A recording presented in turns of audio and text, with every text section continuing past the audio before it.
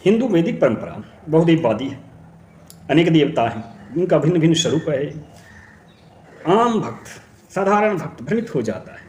किसी का स्वरूप हाथी की जैसा है, गणेश जी, कोई नरसिंह की जैसी है, सिंह के समान मुख है, कोई चतुर्भुज अवस्था में, क्या मनुष्य अवतार लेते हैं चतुर्वस्था में देखी जाती है। तो यह सब जो स्वरूप है, इससे भ्रांति उत्पन्न होती।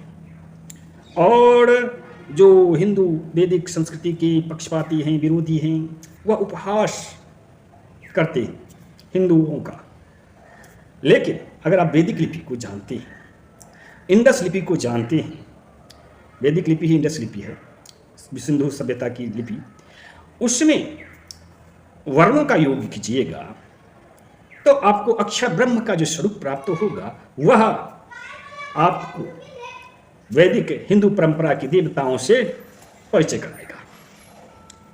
आप हिंदू देवी देवताओं का रेखा चित्र बनाइए, उन्हें जो भी भोग सामग्री प्रदान करते हैं उसका रेखा चित्र बनाइए। वह जो रेखा चित्र होगा, वर्णों का योग होगा, शब्द स्वरूप होगा। इसीलिए शब्द ब्रह्म कहा जाता था वैदिक युग में, त्रेता युग में, सतयुग में। और कालांतर में जब मूर्ति पूजा की परंपरा आरंभ हुई, पहले तब के चित्रांकन होते थे, हायरोग्लिफिक लिपि कहलाता था, चित्रलिपि कहलाता था। अभी भी मिस्र की जो हायरोग्लिफिक सभ्यता है, उसके देवी देवता भी वैदिक देवी देवता ही है। तो उन सबों का गुण धर्म को, उनके संदेशों को वाचन करना है तो आपको वैदिक लिपि जानना होगा, और उसके माध्यम से रेखा चित्र बनाना पड़ेगा उन संबोधनों का, उनके स्वरूप का, तब जाकर के रहस्य प्रकट होगा। एक उदाहरण देता हूँ गणेश जी का। प्रथमा पूज्य हैं और गणेश जी गणाध्यक्ष कहे गए हैं। माता जगदम्बा ने उनको गणाध्यक्ष बनाने के लिए प्रार्थना किया था भगवान शिव से, और शिव ने गणेश हाथी का सुर मतलब सिर आपके मनुष्य के धर पे लगा दिया और उनको गणाध्यक्ष का पद भी दे दिया, गणेश संबोधित किया। यह बतलाया जाता है, पुराणों में कहा जाता है। लेकिन वास्तविकता क्या है? क्या मरा हुआ सर धर शरीर धारी मनुष्य फिर से जीवित हो सकता है या पशु जीवित हो सकता है? क्या भगवान ऐसा कर सकते हैं? नहीं कर सकते। तो वास्तविकता यह है, वह एक रूपक है।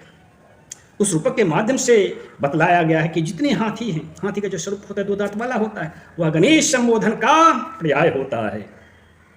गणेश क्यों कि उस देखिए आपकी ये जो कान है हाथी के, वह गकार का प्रतिनिधित्व करता है, और यह जो मुख है मनुष्य का भी किसी का भी, वह मकार या नकार का प्रतिनिधित्व करता है। और यह जो त्रिपुंड है, चूंकि शैव थे भगवान शिव, उनको भगवान शिव और गणेश जी भी तो त्रिपुंड लगाए हुए हैं। त्रिपुंड में जो बिंदी है और ये जो आकार वर्णाक्षर, दोनों के मिल से हो एकार वर्णाक्षर, तो हो गया गणे। और ये जो सूर देख रहे हैं गणेश जी का, वो गणेश जी का जो सूर है, जो तक है सकार वर्णाक्षर का, तो मिलके हो गया 4 वर्णों के योग से गणेश शब्द की उत्पत्ति हुई। आप बोलिएगा अब तो गणेश जी को एक दंता कहते हैं, 2 दंता तो है नहीं। तो एक दंता जो होते हैं, एक दांत वाले जो सुर के साथ एक दांत का जब चित्रांकन कीजिएगा तो वह खकार वर्णाक्षर का योग बनाता है।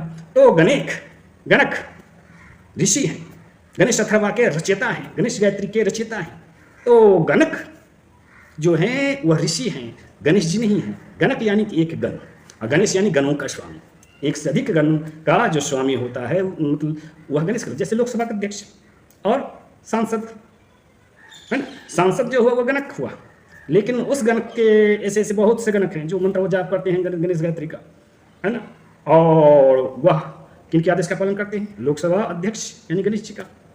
तो इस प्रकार से आप समझ सकते हैं अपने वैदिक देवी देवताओं का, और उनको जो भोग सामग्री प्रदान किया जाता है उनका, जैसे घास दूब, अमूमन 3 गांठ वाली पर्णों वाली आपके दूब चाहे था, वो शासन धातु पद का निर्माण करता है। शासन यानी शासन करना है ना, यानी अनुशासित होना है, इसी का प्रतिनिधित्व करता है।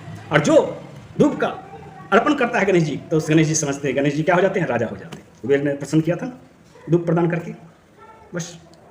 इसीलिए वैदिक लिपि को जानिए, इंडस लिपि को जानिए, और अपने देवी देवता वैदिक देवी देवताओं का विषय में जानिए।